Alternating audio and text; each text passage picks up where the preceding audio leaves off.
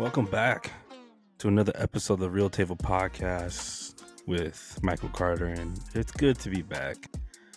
As always, I miss y'all. I miss the podcast, but again, gonna try to get on whenever I can.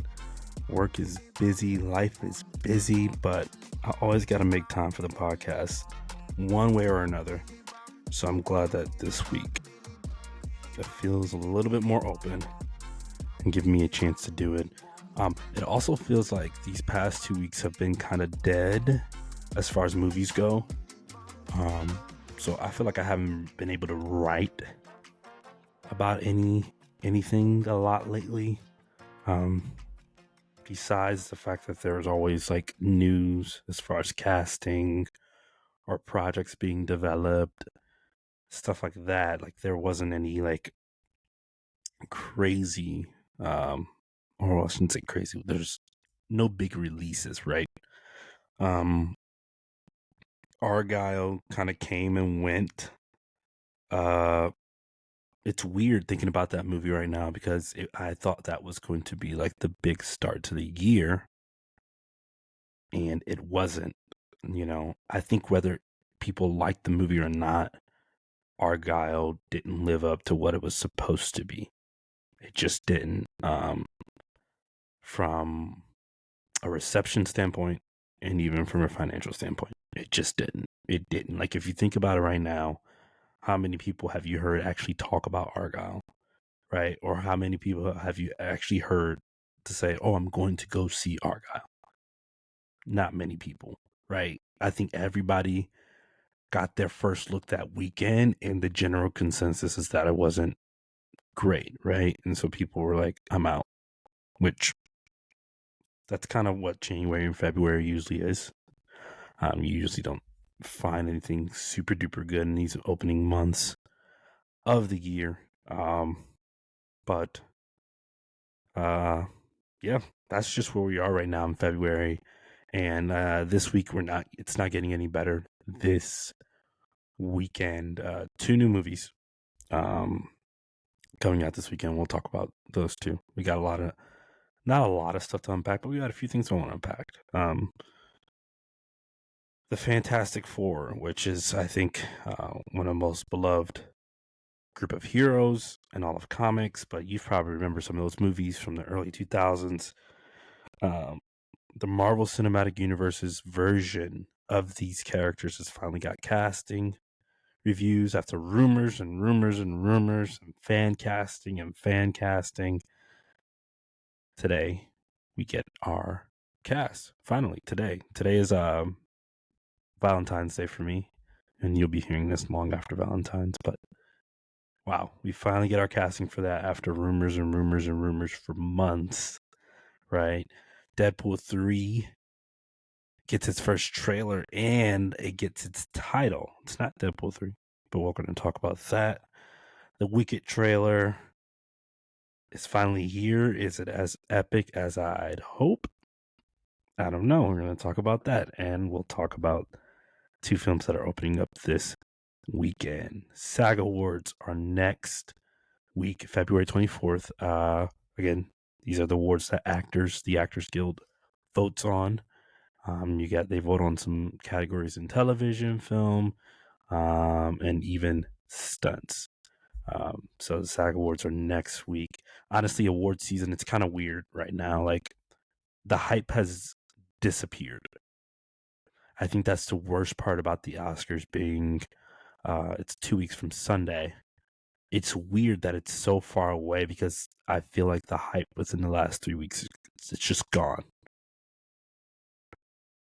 Right?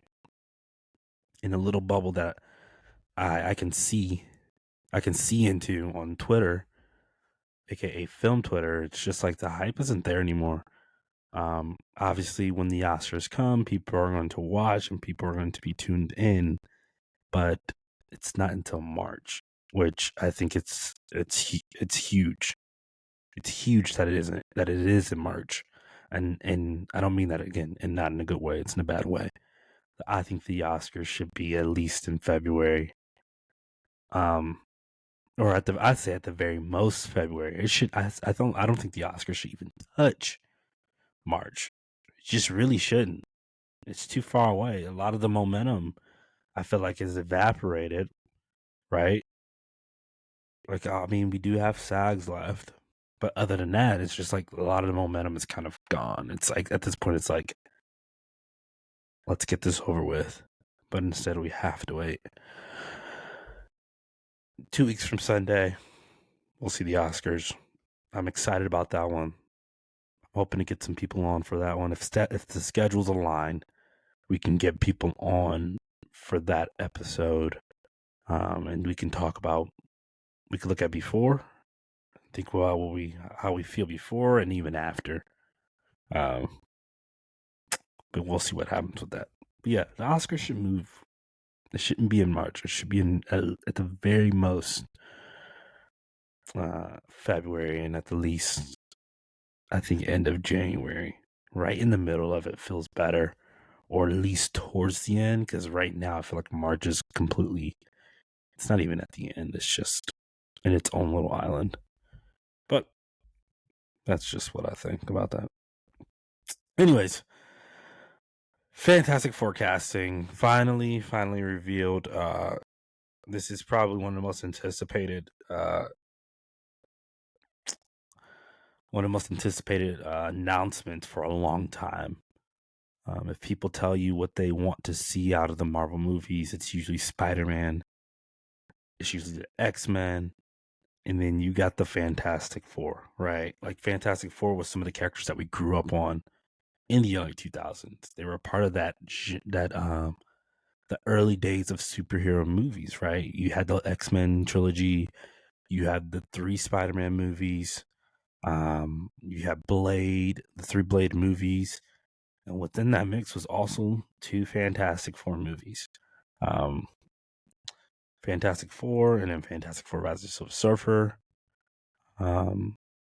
Which are 2 solid movies. I don't know. The first one was more solid, I think, than the second. Second gets a little weird. But for what those movies are, I think people love them.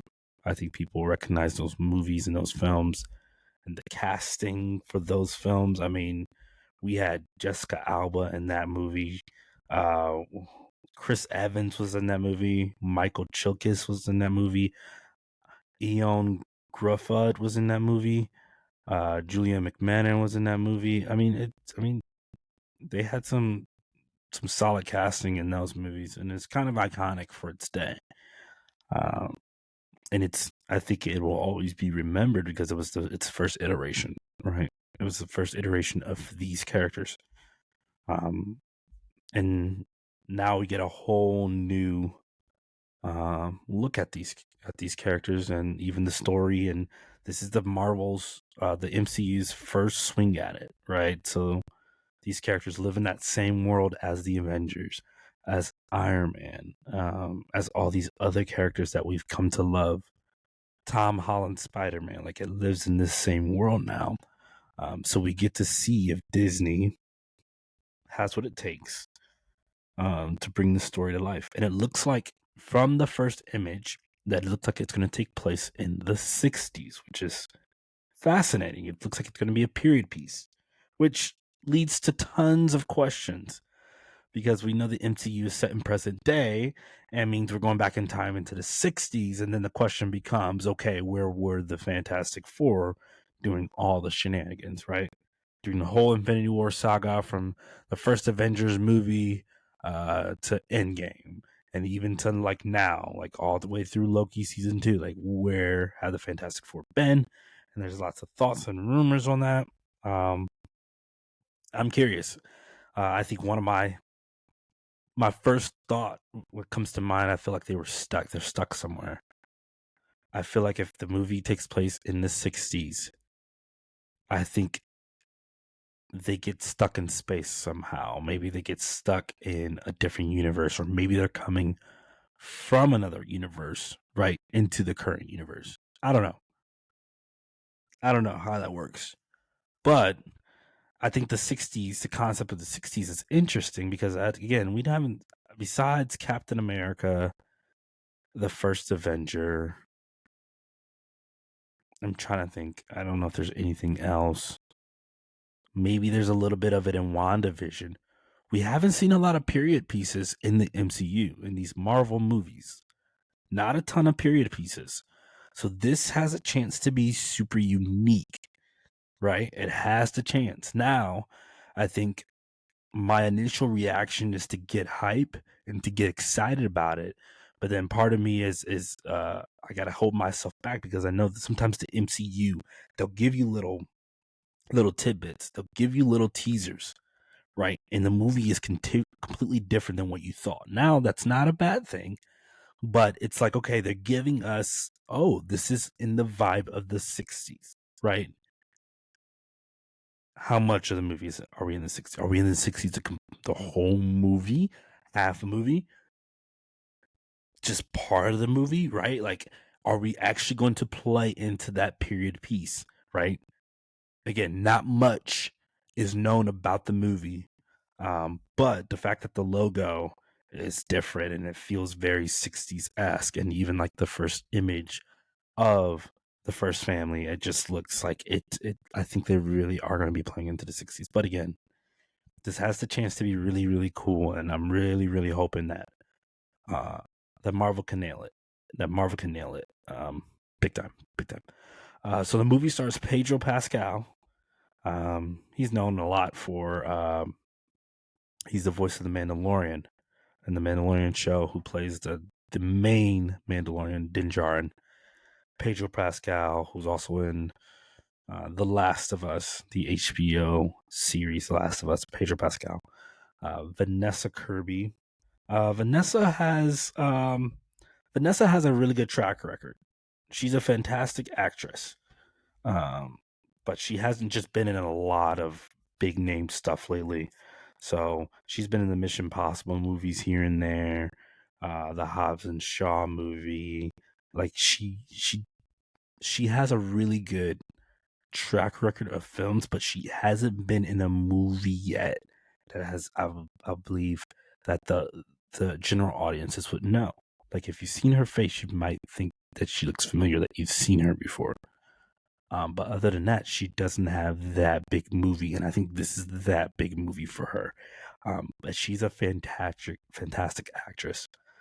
Pieces of a Woman, which I believe is on Netflix. Fantastic, heartbreaking film. Go check that out. She's in it. She's a fantastic actress. So I'm pretty pumped about this casting. Pedro Pascal's playing Mr. Fantastic. Vanessa Kirby's playing um, the Invisible Woman. And then we have Ebon Moss Bachrach, who's known for this new show, or it's not even new anymore. The show that's on Hulu, and it's called The Bear. I don't know if you've heard of The Bear. You've probably heard of The Bear. It's one of the biggest. Um, it's one of the biggest shows of probably like the last year and a half. It's a phenomenal show. Has a phenomenal cast. Um, Go check out that show if you want to. This casting, Ebon is perfect for this role. He's perfect. I think out of all of them, he might be the biggest win. The most spot on casting I can tell from right now. And he will play the Thing, aka Ben Grimm. Super excited for Ebon in that role. And then we have Joseph Quinn, who's more known for his role in Stranger Things as Eddie.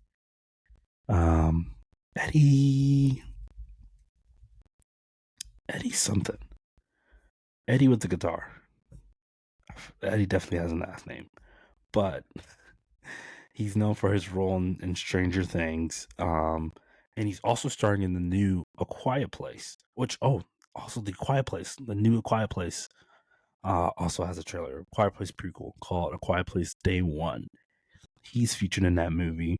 But yeah, Joseph, more known for his role in Stranger Things, as, let's see, where's it at? It's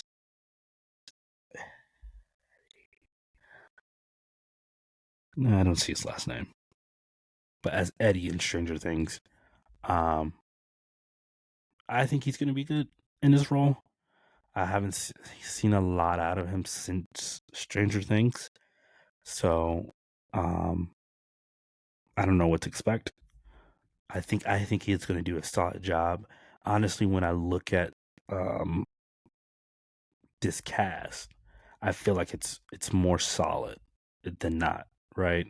I feel like everybody is going to do a good job with their respective parts, and I've got I've got some confidence again, right? Some cautious confidence, right? And then the film will be directed by Matt Shankman. He's known for his work with WandaVision. I think he wrote a few episodes of WandaVision. He wrote uh actually no, he directed. He directed all the episodes for WandaVision. I don't think he wrote on any of them though. So, and this is where I think for me, like looking at Matt Shankman and looking at WandaVision, at least those first early episodes of WandaVision, there's some period stuff to that, right? And that period stuff works so well. And that was some of the best content from the MCU because it was so different. Um, it was very mysterious, right? And I think if Matt Shankman can nail it, if he can nail it, I think they got something good with Fantastic Four. I think they got something good. It has been my most anticipated movie, probably since like Endgame and since the Infinity Saga, because I know the Fantastic Four is super important, and I feel like it they haven't nailed it yet, right? And part of me is just an understanding, like when you look at characters like the Fantastic Four, it's like they're just hard characters to get right because there's a cheese to them, and I think maybe you have to somewhat embrace the cheesiness. You have to embrace the campiness, right? And not embrace it to the point where it's out of character and it feels wrong, right? And it's not embracing like, oh, well, let's just take the early 2000s superhero movie era. Let's just take the feel of those movies and let's put that in that movie. That's not the key, right? I think the key is balancing it out, and working to the advantage of the source material.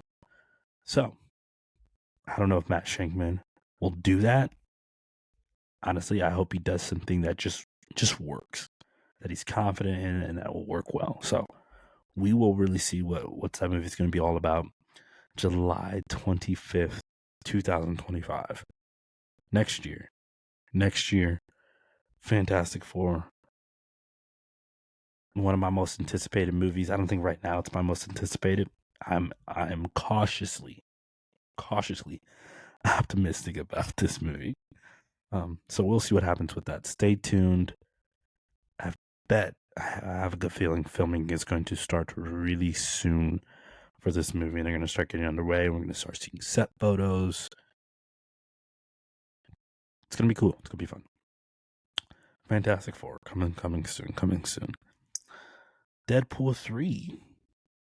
The new trailer for what I've been anticipating for the Marvel's next and only movie of this year. I've probably said that a few times in some past episodes. This is the only Marvel movie coming out this year. Marvel has kind of, or I should say Disney has kind of been in this kind of reset mode, trying to organize things and make things more efficient, and to allow audiences to soak up things differently, right? I think the COVID era really messed us up, and it messed up Disney too. I think that had a lot to do with leadership, etc. And now Disney gets a chance to reorganize, and they say, you know what? We were gonna do like 2 movies this year. I think maybe even 3. And then you had the writer's strike, and you have all this stuff. And so they decided, let's push some stuff back. Let's make space to allow us some time to get these things right. And that's what we're seeing. Deadpool 3, again, it's the only movie that's coming out this year from Marvel. And I think that's a good step into the right direction for Disney and for the Marvel Cinematic Universe. So Deadpool 3 finally gets a trailer. And I know a lot of people, some people weren't wowed by the trailer. They didn't. They came. I saw a lot of comments where people were just like, "It looked fine. It looked okay." And then you always got people that are poking fun at the look of the movie and how it looks desaturated and stuff like that. Like you have all this criticism. But we get a first trailer, and personally for me, I loved it. Why? Because we don't know what the movie is fully about. There are rumors and stuff that you can read out there that will probably tell you what the movie is about. But from a consumer standpoint, it did exactly what it's supposed to do for a first trailer, right? It didn't show too much. You got very little, which also makes me think the movie's a lot bigger than what it's making out to be in that 2-minute trailer. A lot bigger, right? Deadpool and Wolverine is the title. Not Deadpool 3, but Deadpool and Wolverine. And guess what? We didn't get much of a look at Hugh Jackman as Wolverine. Didn't get anything. Didn't get words. We saw the back of his head. That's it. And you know what? I guess I'm fine. I'm fine with that. I'm not mad about that. Like everybody knows, right? And I think once, this is the funny thing, and this is why I kind of laugh at people thinking, like, I think people think, oh, superheroes are really dead. Like superhero movies are dead. Guys, Deadpool 3 is the most viewed trailer, right? It's the most viewed trailer out there. Let's see. It's the most viewed trailer.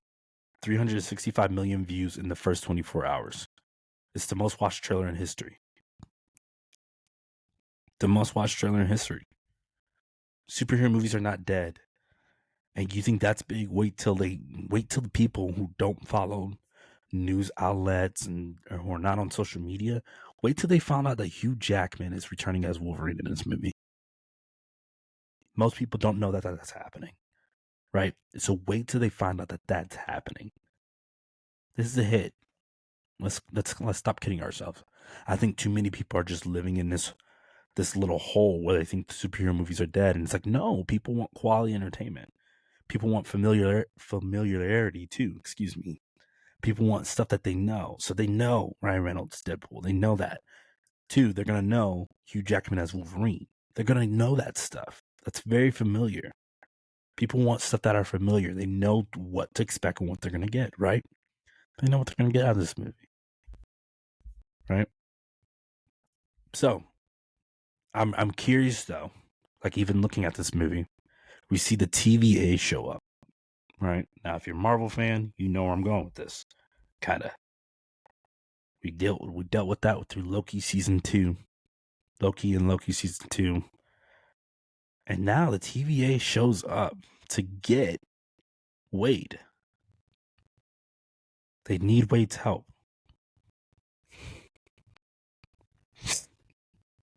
My guess is that this takes place after Loki season 2. We don't see any familiar faces from within the TVA. We see, what's his name? He's a fantastic actor. I didn't even know he was going to be in this movie.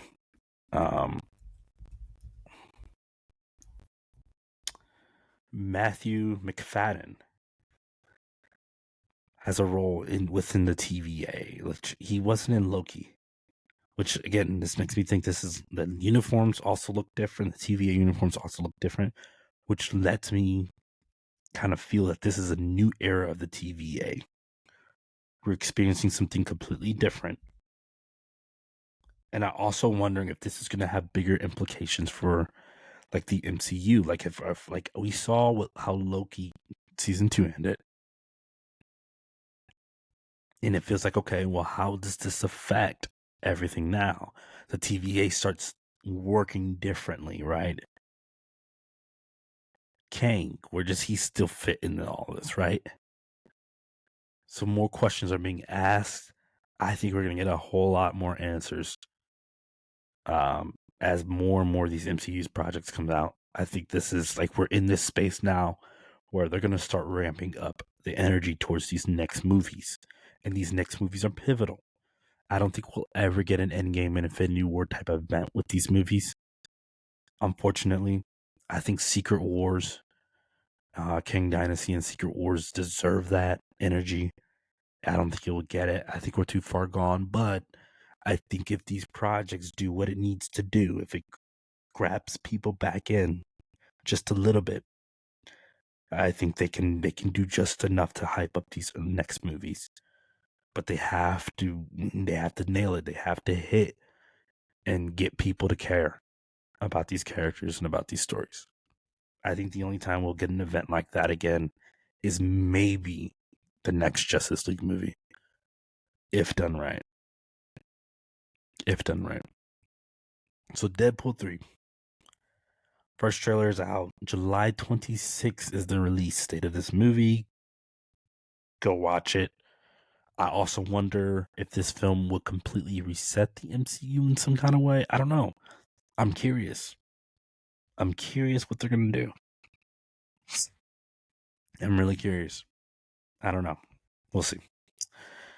Anyways, speaking of Marvel, but we're going to take a different avenue. So this isn't Disney Marvel. So this isn't the MCU, but this is Sony Marvel. So Sony, who owns the rights to Spider-Man, has been making like their own movies. So they make like the Venom 2. I think Morbius was one movie, and now they have Madam Web, which is supposed to be it's a Spider-Man film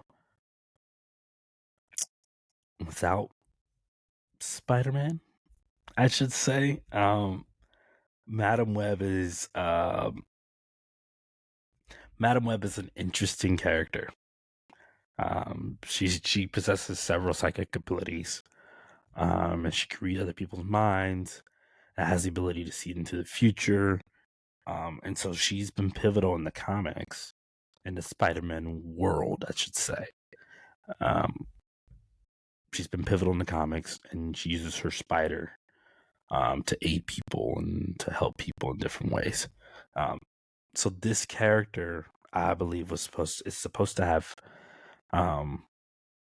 well, I believed it was supposed to have bigger implications into this whole Sony Spider-Man universe. And now that doesn't seem to be the case. The movie, you can watch the trailer. It looks bad, borderline horrible. It's one of those movies where I looked at and I'm like, even as a superhero fan, I just don't want to spend money to see that. Like Morbius, I didn't even see Morbius. I didn't bother, especially when the reactions came out. I said, why would I bother?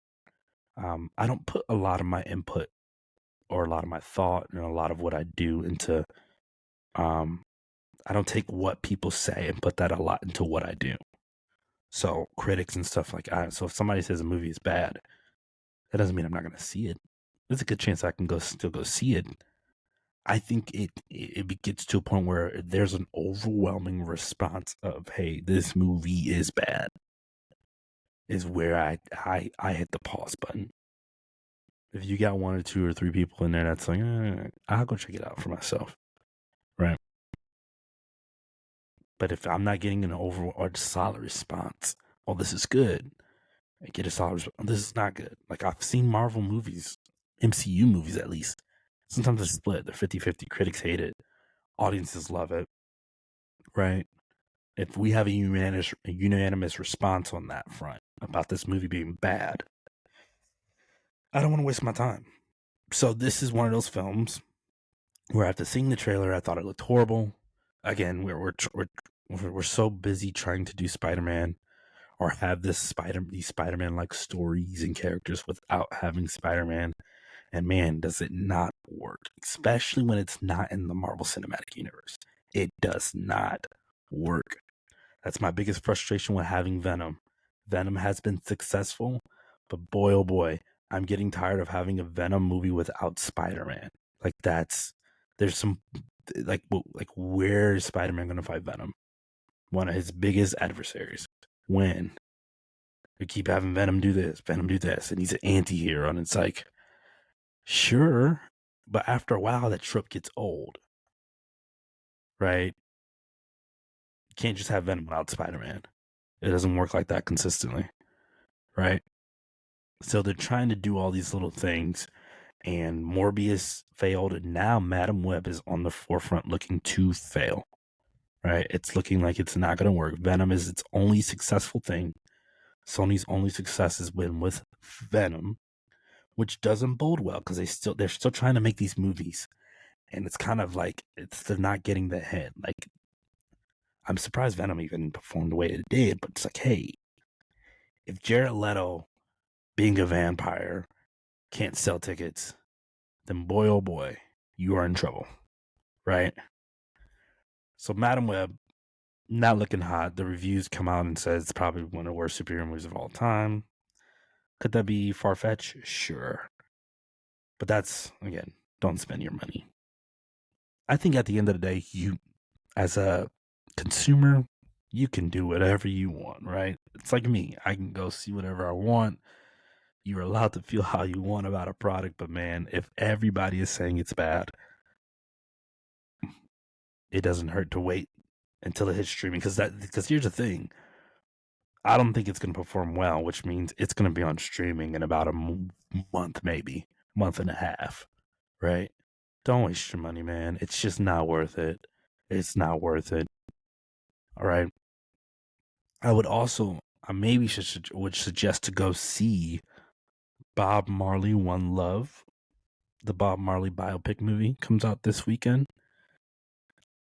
I've seen the reviews look less to mediocre about that movie. So, I mean, options are few. I think there's still a decent amount of movies that you can go see, right?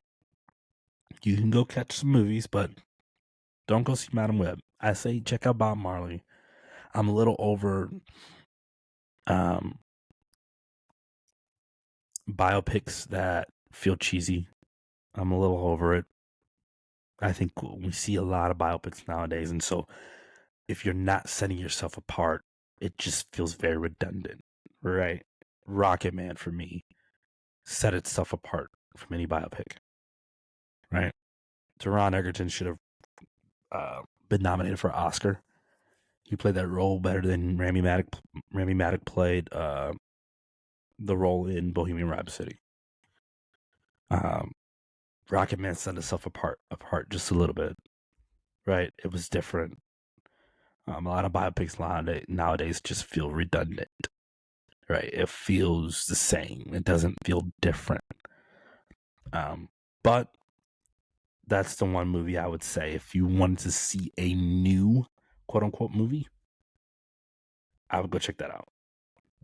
Go check that out and see maybe you like that. And usually those feel good movies do ring well with other people. They do ring well, right? Or if not, don't go see Argyle. See it at your own risk. Anyone But You, I heard was a good rom-com. Heard it was solid. I didn't hear people were crazy about it, but I heard it was a solid rom-com. If you got some of those Oscar movies near you, go see it. Go check out The Color Purple. Go check out American Fiction. Maybe go check out Iron Claw or Poor Things. Like, I don't know, there are movies out there that you can go see. And again, it's up to you, whatever you want to go see. But don't go see Madam Web. Just save your time. Wait, because then if you watch it on DVD or streaming or whatever, you're like, oh, okay, well, it's a solid movie, right? And you don't lose money. You don't lose money. You don't lose your time. You watch it at home, and it's like, oh, this is fine. But if you go and you don't like it, and it's just like, yeah, whatever.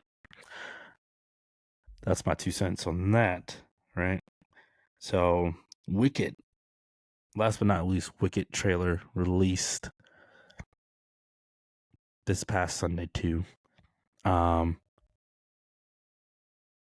intrigued still. I think I'm excited. It looks like it has a lot of potential. There's lots of potential there. I know many people are they had their thoughts and criticisms again on the cinematography and on the color grading, and I know people will think what they think. And I think criticism is valid, but there is a lot of potential there. I can see it. Um, I can see it. I want more, and I'm giving them. They have until December, or excuse me, November. I think November 27th, to get it right. They got time to heed words and heed criticisms. So they have plenty of months to get their final tweaks in and to make that push before the holiday season. I do think it will be a hit. I think Ariana Grande, beyond all the drama, if you're not paying attention, I think it'll be a hit just off of the name itself, Wicked. That's all. You just have to say Wicked. But it is one of those things where people love. If you know the musical, you love it. You've loved it. That it makes you cautious, right? It makes you cautious if this is going to be good, if they treated this with care. So I do think that early reception is going to be huge, right? If they're going to make a splash with this movie, the early reception is going to be huge. I'm intrigued on this movie. Not a whole lot of music in the trailer. The movie feels very mysterious, and I feel like the trailer does what it needs to do. It didn't give away too much. Again, like all the musical moments, like you just heard, that big moment at the end of Defying Gravity, at the end of the trailer. You hear that big moment by that Alphaba sings, that's sung by Cynthia herself, right? Cynthia Erivo, we know how good she is vocally, and she sings that. I mean, it's incredible, which makes me excited about, the potential, right? And you have Michelle Yeoh. You have Michelle Yeoh in this movie, which it's Michelle Yeoh, y'all. I love me some Michelle Yeoh. Michelle Yeoh is fantastic. Keely Settle is in this movie. The cast is solid. It's got a solid cast. It's not like this big splash of a cast. It's not groundbreaking. Jeff Goldblum is in it. All right, so there's some names. It's not like a groundbreaking cast, but I am cautiously optimistic. Like I've said, with Fantastic Four, with this the same way. I'm cautiously optimistic.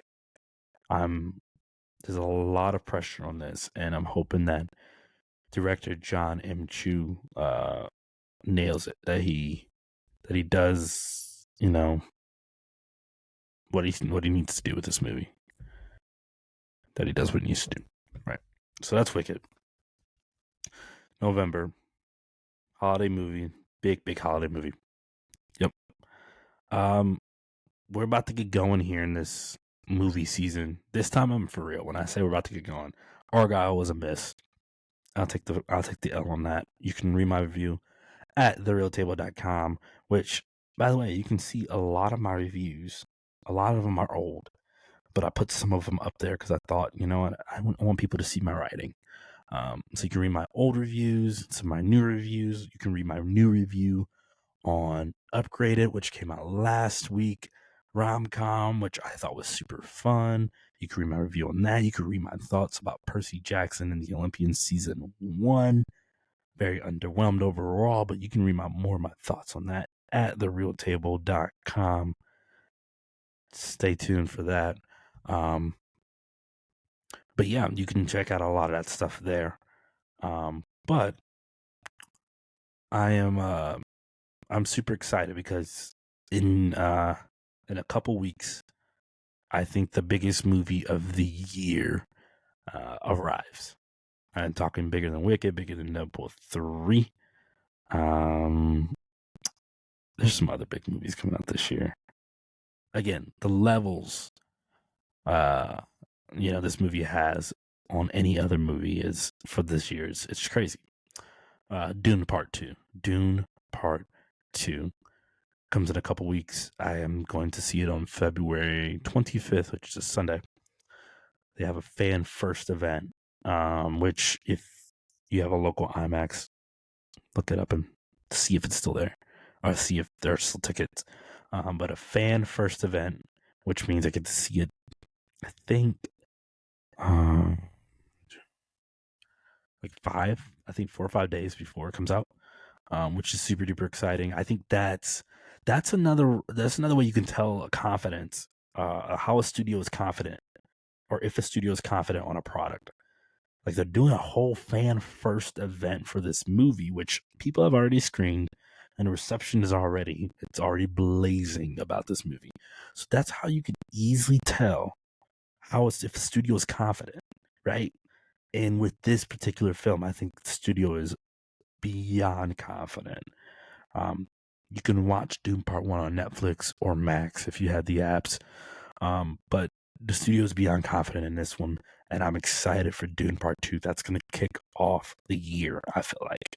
We've seen these movies so far, and I think every movie has been a dud. I think Dune Part 2 is going to be huge, right? And then following Dune Part 2, Kung Fu Panda 4, which I'm hoping will be big. I love Kung Fu Panda series. I'm excited about 4 because the Kung Fu Panda character and the Kung Fu Panda movies they're hilarious. They're funny.